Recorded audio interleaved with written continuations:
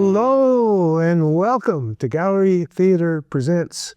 I'm Walt Height, and of course what we're going to be talking about today is the next show at Gallery Theater right here in McMinnville. Today I have a couple of people from the latest show.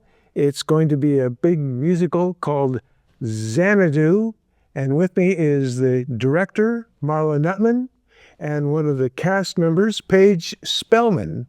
So let's, well, before we get to Xanadu, I want to find out a little bit about the both of you. So Marla, tell us a little bit about yourself, your history, shows you've done in the past, how you came about deciding that you wanted to do Xanadu, and so on and so forth. Well, I came to Gallery Theater in 2011 and helped paint the Into the Woods set and got to spend some time, followed Lance to the theater and got to spend some time around the space and the people, and it was just so great. I was like, we gotta be here more. This is our space where we belong. Mm-hmm. And as we worked on subsequent shows, I worked with Kelly Jansen on Oklahoma, and I was like, oh, I can do this. I could direct this. I could direct theater. Mm-hmm. And watched her, and I got to work with Seth Brenny, and then I spent some time working with Ed Shopes over at the Verona Studio, and then I got to direct my first show, which was The God Game, and that was 2017. And I've done a couple shows since then. I did Proof, technically twice because it got shut down for the pandemic, and we came back in 22, and I did Trifles last year in our doubleheader, Trifles and Fill for Love in the summer last year. And then I was on the season proposal committee, and we were looking for shows for this season, and they were looking for a musical to put in the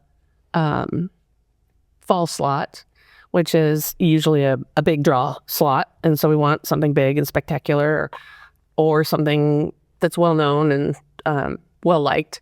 And I thought, I think people might like Xanadu. I like Xanadu the musical. Maybe other people would like it too. Mm-hmm. So over the years, now, was it after you arrived in 2011 that was your more or less initial interest in theater, or had you been doing theater over time back, say, to high school? Or no, I took a theater class with Carol Burnett in high school. Oh, yeah. Yeah, she was Carol Burnett, though. She was our neighbor when she was Carol Schofield, way back. And I just took a couple of classes with her, and I enjoyed that time a lot. But life happens, and you get drawn out into other things. And then we spent so many years working on Swing Shift that theater that kind of thing just was out of reach for us for the time. And then our lives changed a little bit here and there, and we got to the point where we could work on the things that we love to do, such as theater. Yeah. Well, I remember meeting Lance, who is sometimes the host of this show, before 2011 and 2010, when we were both in Fiddler on the Roof down in Salem. And then I found out that he lived in McMinnville. I'm like, oh, right, well, there's a theater in McMinnville too, and could really use you there. Yeah. Well, I thought he was gone for good because he went into Fiddler on the Roof in 2010, and Robert Schallberg directed that, and then he said, Lance, you should come out for Rent. And so one Pinnacle show went by, and then was Rent, and now he went from Fiddler to Rent and then directly into the woods here. And so I'm like, well, if I'm ever going to see him again, I guess I better go down and start doing something at the theater. So I guess I have to ask, do you have a preference between musicals or the dramas and comedies? Do you have, because you're very versatile to be able to direct both regular shows,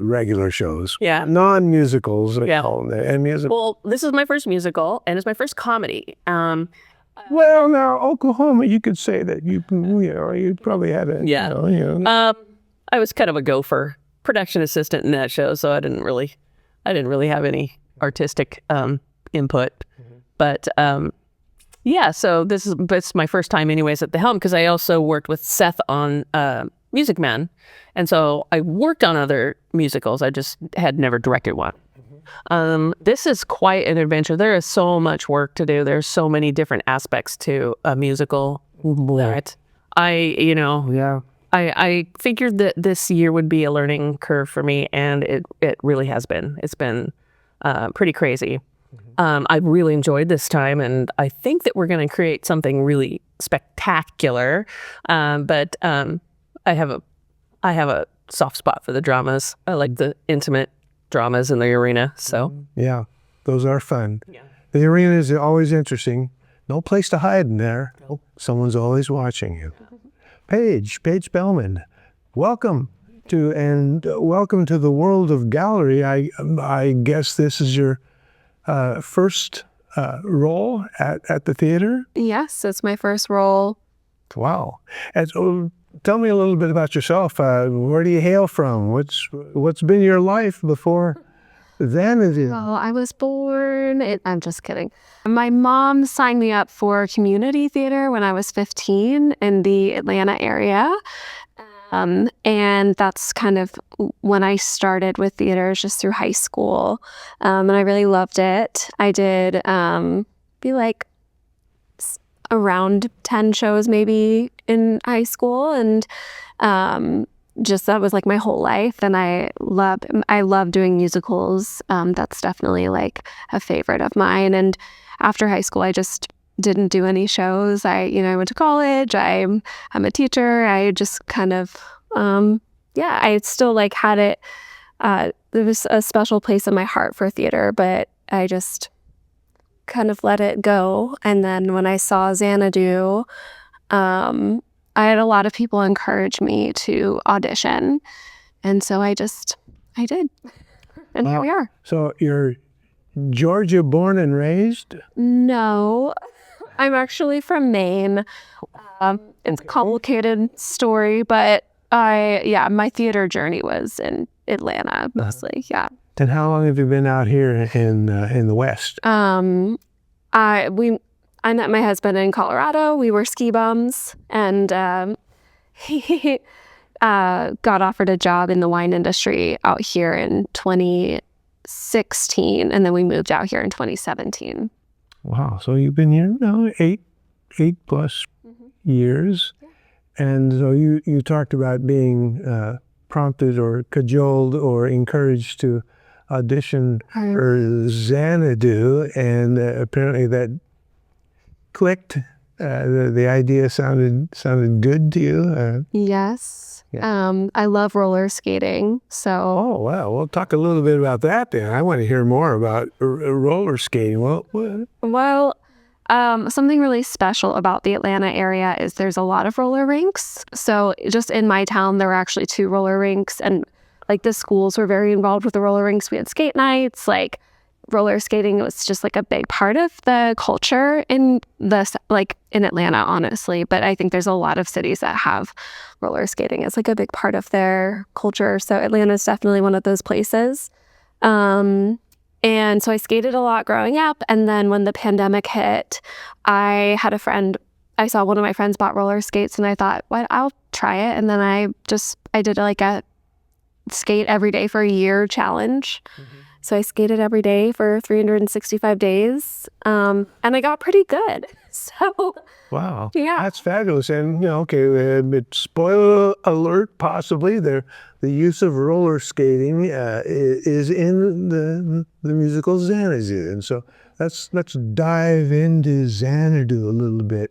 So can you give us a bit of background story on the show? There was a movie made, I think, in 1980. In fact, I think it was Gene Kelly's final film. Yep. And it was a star vehicle for Olivia Newton-John, coming off the popularity of Grease. And the terrific music by Jeff Lynne and ELO and John Farrar. And the movie is huge and spectacular and really bad. And it has a cult following. but the music is terrific, and it was incredibly ambitious. There's all kinds of stuff in there, like animation and special camera tricks, and yeah, it was really something. And so we're trying to, in a small way, honor both the movie and the musical that is based on it. So the music, Electric Light Orchestra, it's sort of like ABBA with Mamma Mia. There's a particular group that's associated with a show. Does the stage musical version contain more songs than the original movie did?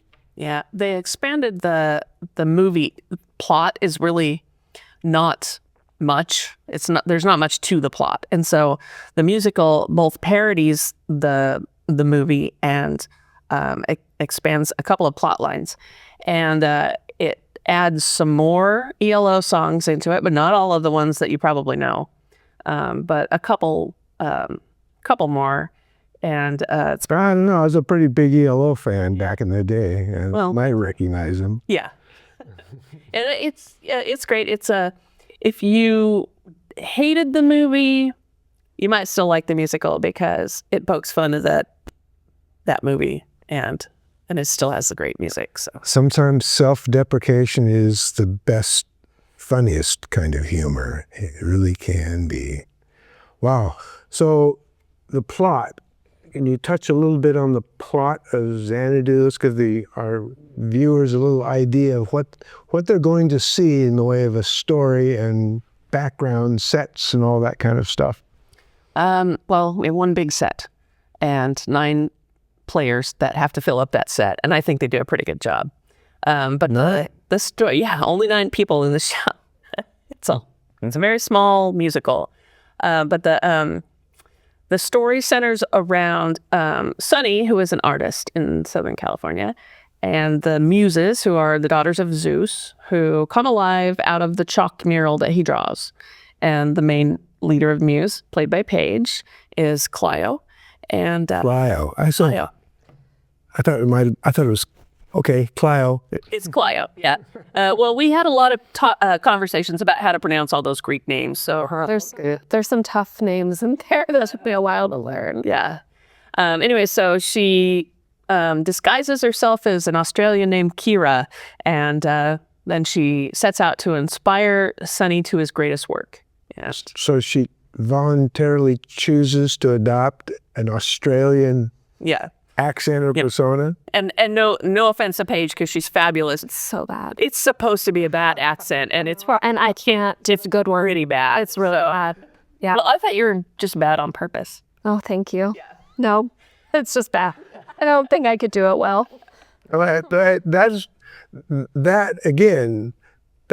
That's funny. Yeah. Because it's sort of self-deprecating. Yeah. But it also illustrates I'm not sure if this is meant to be a group of not so good performers. I'm not sure how this self-deprecation works because I don't fully know the story. Yeah. But sometimes to be bad is to be great. In a show. Now you were talking a little bit about roller skating. And I'd like to hear how that dovetails into our story. Well, we are, I don't know, I'm inspiring Sunny to open a roller disco. Oh, spoiler. Is it a spoiler? I'm like, can we say that? I don't know. I'm not sure how much I'm allowed to say. He hasn't said what happens there. Now, he always said what. You can say whatever. Okay, so whatever. You can edit it out. It's a spoiler. Yeah. And part of her disguise is wearing roller skates. And so I am on skates for a lot of the show. Mm-hmm. Are you the only one on roller skates? The other? Okay, well, I'm just... We have a few cast members who have graciously been willing to get on skates for the show. Paige is by far our most talented skater. Well, clearly, be your background. Yes, and she's been helping the other people that want to do it, but who it is and when it happens might be kind of a spoiler. So now we have Clio is trying to encourage Sunny to promote this roller disco establishment, and so they must encounter some roadblocks along the way, I would imagine. As plots go, it doesn't simply happen and we go, the happy ending, there we go. So we have any contentious moments in Xanadu? Sonny goes to the owner of the beautiful theater that he wants to turn into his roller disco. And that's played by Kevin Hamler-Duprat. Oh, Sonny is Remington Keogh, who has been in like 3 shows since he joined us last year. He's great. So he goes to Danny, and then Danny gets inspired too along the course of it. And the subplot that's not from the movie is 2 of the other muses, played by Natisha Fenley and Lisa Lindman, are out to foil Kira, and because they think that she has been raised up unfairly by Zeus, and so they have this desire to bring her down. And yeah, so nice sisters. Yeah, all right. it's that old story. And so, yeah, you were speaking of the cast members. Lisa Lindman's coming fresh off of Curious Savage. Curious Savage, which has just closed after an extremely successful run. I might add that I digress just a moment here to talk about gallery theater. How since the end of the pandemic, people have been flocking back to things like live theater, and gallery has enjoyed a very renewed level of popularity because of that, to the extent that the show that just closed, The Curious Savage, was the first one I can remember ever to have been extended. Now, I've been in shows, we've all been in shows that have had added performance because they sold out, and they've added a Saturday matinee or maybe a Thursday night performance. But I've never seen a show actually extended. It's usually, you can't do it because 3 of the cast members made vacation plans 6 months ago. And so, but apparently, fortunately for The Curious Savage, wow, they were all on board for it. So Lisa's coming right off of and diving into this. So she's obviously, since they started the run of Curious Savage, she's been able to attend rehearsals with regularity. She she was busy with rehearsals for Curious Savage through the first part of our rehearsal process. But she came in and just great. She just jumped right in, learned the choreography. We've tried to make that as easy as possible for everybody to keep up with it, learn it on their own, and learn it, outside of rehearsal together. And it's just fabulous. It's talented. And Remington Keogh playing Sonny. Yeah. Like you said, he joined gallery has it only been a year? Been a year. And he was in Fool for Love, one of the one acts, which I actually saw was being staged someplace else. Apparently it was Portland. Yeah, it's fairly well-known show. And like a lot of people, Remington got bit by the theater bug, and here he is. So it's wonderful to see him. And another show he was in Fiddler. Yeah, he was Perchik in Fiddler. He was in Perchik, so this isn't his first musical. No. But he has something of a musical background. I think his family's very musical. And he's a very talented musician, outside of the theater. He's great, wonderful guitarist and singer. And I've known Kevin for a number of years. He's another one of, there's an ever-growing group. Back in the old days, theaters often sort of kept to themselves, and they were sort of we're here and you're there, and there the twain shall meet. Well, over the last 15 or 20 years, we and other people have been really trying to promote the idea of look, go check out these other theaters, and hey, come, you down in Salem, come up to Gallery. And Kevin's definitely been one of those people. He's been in a lot of shows in Salem. I think perhaps I think he's been maybe Kaiser Homegrown too at one time or another. I think so. Perhaps. But perhaps other ones too. We have a wonderful network, the Mid-Valley Theater Network. Then we share resources and we share people and support each other and market for each other. And that's been really great. Right. I think it's completely fair to give a shout out right now to, well, Kathy Willoughby, who has been taking a very lead role in trying to bring these theaters together and just announce at various times, here's what's showing here. Oh, there's a McMinnville person in this show at Kaiser or at Pinnacle or maybe even in Struts and Frets over in Dallas. So I like to take this moment to give Kathy a nice little salute. Have we touched on all the performers in this show? We have a song. I left. You only got 9 in the show. We got 4 more. Right. We got this wonderful swing ensemble that the other 4 muses that just drive everything. They come in and out and they do, so much dancing and, driving the plot along. And that's Kira Sandoval, Adrian Martin, who was terrific. They're both great. Noah Keener, you saw him in Wonka, and Thomas Malach, who was in Wonka. Oh, yes. Right. Chitty Chitty Bang Bang. Right. So funny. He was the Candyman in Willy Wonka. Right. So he's apparently got the calorie bug, too. Yeah. He's just sort of... So is that, and so have we completed that? I think I got it. So it's like this ensemble, this group of dancers who, for example, in Hairspray, there's a group called the Dynamites. So they are in the background doing one of the shows. Do you know anybody that's in Hairspray? Well, now that you ask, yeah, I do. I'm in Hairspray. And if you get a chance, act fast because tickets for Hairspray down in Salem are selling rather quickly. But the good thing about that is that between August 15th and its close on September 6th, and I'm digressing here because I'm talking about Pinnacle, there are 20 performances because they go Thursday through Sunday, plus 3 of the Wednesdays are benefit performances, so you can see Hairspray. It's going to be a wonderful show. It's a big, splashy show, but enough of Hairspray. So we're here to talk about Xanadu. But thank you. Yeah. Thank you for that.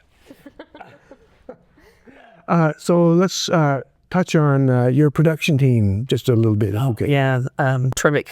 Jeremy Weiss, our stage manager, he worked with us on Trifles and Fool for Love last year in backstage. And he's just great. He's so willing and able and, just jumps right in and does anything the show needs. And then my usual team is Vicki Weibargen. She's a production assistant. And Lance Nutman, he's the assistant to the production assistant. And He's also the understudy for every cast member. yeah. I think he's stepped in for almost everybody now. Stepped in for, and all of the dances. I was just on skates. I don't want him to get on skates. He's got to keep working. Don't get on skates. What? And then Ben Weiss has been doing technical work for us, and the show's got a lot of technical aspects to it. And that young person, I'm not going to say kid anymore. I keep saying that, but that young man is just great. He whatever I say, hey, can we? And before I even have the whole idea out of my mouth, he's like, yeah, we can do that. So Even in your dreams. yeah, yes. I had a dream that I asked him to do something. He's like, yeah. And I was like, oh, that's just like every interaction I have with him every day. So Wow. Yeah, well, Ben, you're lucky because this is a summer production. So obviously Ben is home from school. right. Down at SOC. Willamette. Oh, is it what? Oh, yeah, vague. I think I asked him this once and was embarrassed too. He asked me, how's things down in the SOC? I'm at Willamette, sir. I also want to mention Jackson Ross, who built our set. And he's been great because I said, oh, I want this and I want this and I want this. And he's like, yeah, I can do that. And then like 2 weeks later, I'm like, I don't want that anymore. Can we do that instead? And he's like, okay, we can do that instead. So he's been very, very accommodating and so talented. I mean, like, he built I think he built the Wonka set or he worked on it. And he said, this is so different because it's deceptively more simple, but it's got like some more difficult aspects to the building. And yeah, he's terrific. And Jason Alexander doing the lights, because can't beat that. He's great. And Art, Tegan, also music. Tegan Johnson did our music directing, and Mary Smalley Acuff has choreographed the show. And Costumes? costumes, that's Stats, yeah. Oh, good. She stepped up because we lost our head costumer, and Beth stepped up, and whatever I said, she's been like, yeah, I can do that, even then when she was in Italy. So, And her son helps her. Philip, he's great. Well, you've clearly got, and I can say this with confidence, that you've got the A team on your side for this show. Well, now that we've learned all about the show, let's talk about dates. It's going to be on the main stage at Gallery Theater. So, there's right now, but it's a big theater, but I would still encourage you, as I mentioned a little earlier in the broadcast here, Gallery Theater is becoming increasingly popular over time, and shows like the previous one, The Curious Savage, and others have sold out for some or all of their run. I see no reason why that's not going to continue. So get your tickets. The theater, you can contact the theater a couple of different ways. 503-472-2227. I usually remind you at the beginning to get your paper and pencil out. Forgot to this time, but again, 503-472-2227 or gallerytheater.org, and you can order your tickets online. And we open on August 29th? August 29th. That's coming right up. Labor Day weekend. Labor Day weekend, and we're going to have a 4-week run, so we close on September 21st. September 21st. Thank you for reminding me of that. I'm supposed to have that up there, but of course, things go away some. Well, I'm looking forward to it because I can sleep after that. So right, and then get on with the next project. Which we'll talk about that later. We'll talk about that later. Yeah. We're talking here before the big reveal at Gallery Theater that's going to be coming right up, where we're going to learn about the 2026 season. And maybe it's just safe to say that you're going to be involved next year at Gallery Theater. I hope I'm involved every year at Gallery Theater. Well, that's all. Yeah, that's good. Me too. I've been kind of gone. I've been doing other stuff this year. It's like kind of a year off, and that's okay. Hope to be once I see the season. Maybe I can see what might be interesting. Okay, so again, August 29th to September 21st, Xanadu at Gallery Theater. I don't want you to miss this at all. Well, Marla and Paige, thank you so much for being here. Thanks, Walt. Thank you. It's been nice to meet you, and I'm really looking forward to seeing your performance and seeing the show. Break a leg, enjoy yourselves, and I will see you at the theater.